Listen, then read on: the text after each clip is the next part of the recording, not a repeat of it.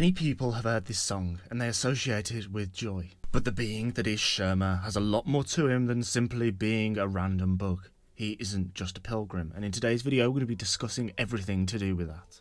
Grandmother Silk went into my analytics and saw that there was only a very small percentage of the people that actually watch these videos are actually subscribed. And I mean, I didn't want to, but she asked that if at the end of the video you have enjoyed, please consider leaving a like and subscribe, as it greatly helps the channel and it lets me know you're enjoying this style of content. Grab some succulent prawns and enjoy. The first thing we learn is its name, Shurmer. But what does Shurmer mean? Shurmer by itself doesn't mean anything. But Shurmer is actually on some Voldemort kind of shit. If you rearrange Shurmer, you get the anagram Shamer. Shamer is something that is heavily linked to the pilgrims. This is the same group of people that Shurmer himself seems to band with.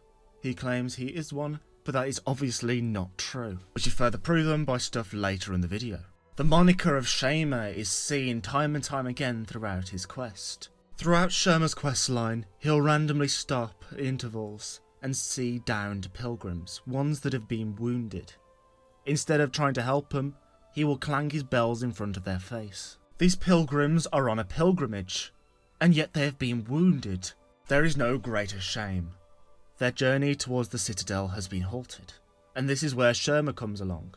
Shurmer, also known as the Shamer, clangs his bells in front of these wounded patients. He shames them, as his role befits. But if Shurmer is not a pilgrim, what exactly is he? Shurmer randomly pops up inside of Silksong.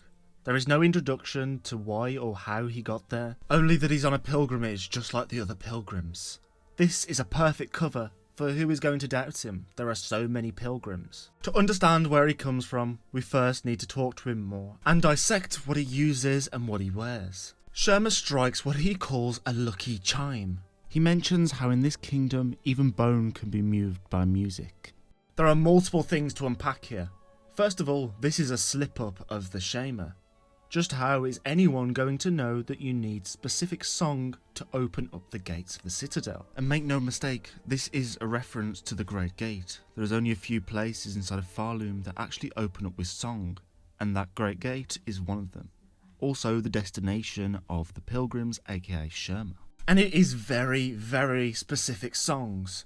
We actually have to use the needling to be able to open the gates. Something that is an ancestral art of the weavers.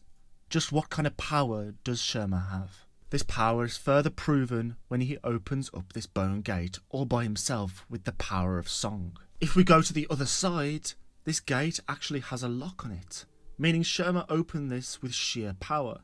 This wasn't a gate designed to be opened by song, and yet he decided it was going to. This shows Shurmer's ability to warp reality to his bidding, and it says a lot about the kind of person and being he actually is. A little something else I also wanted to mention. It seems quite obvious the reason why he has this sort of helmet on his head is actually so the song can reverberate off it, making it stronger. In this diminished state, it makes sense this is what he would do. Shurmer also appears on all the important places inside of Silksong, the first of which being the bell-bearing beast. He's admiring it. And instead of that childish voice, those childish words, he turns a bit more serious. This is another slip-up of the Shamer. He tells us that the power to free this beast can be found somewhere along the road. The only option left, the only road left, leads us to a weaver we can actually bind ourselves to. Once more, Shurmer has knowledge of things he should not know. And in a rare instance, like that of the Menderbug, with a 0.001% chance of actually happening, you can get Shurmer to spawn a thread of silk after defeating the bell-bearing beast. His song is one that allows us inside this silk orb, and within it tells us some secrets of Grandmother Silk, allowing us to see the true threat and know there is another higher being in charge of Farloom. But what does Shurmer have to gain from helping us? After all, he is the Shamer, and most likely a higher being. Why would he help us? I think it has something to do with power, and what he wants for the future. Further along inside of Act 3, he has took over Songclave, wearing some drip that makes him look like Six Paths. The previous person who ruled and looked over Songclave and its town was the caretaker. A caretaker is a being that looks after something that is someone else's, and I believe this first shrine, as it's actually called, is Shurmer's. And now Shurmer is home.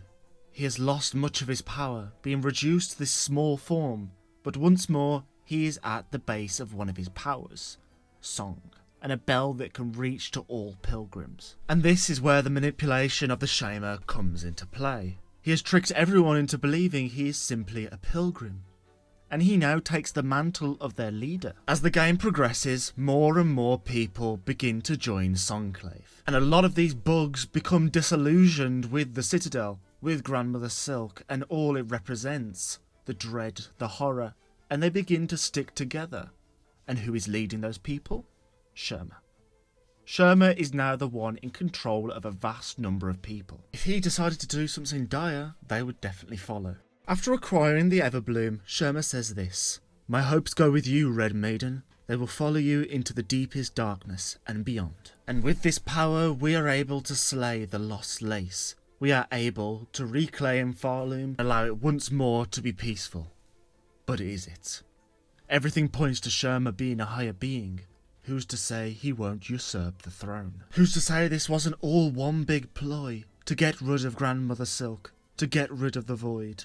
Only at the very last minute, backstab Hornet." That is exactly what Shurmer does, consuming both Grandmother Silk's remains and Hornet's, and becoming a new being. Henceforth, he was known as Sherma, Devourer of Gods, for he reclaimed the power of what once was, and forged a new destiny within Farloom. Shurmer was definitely the most interesting character for me. He was a character that no one suspected to be the big bad, and yet he did what he did at the end of Silksong. It blew everyone's mind, and it blew mine just as much. Is what I would say if this was an absolute complete bullshit.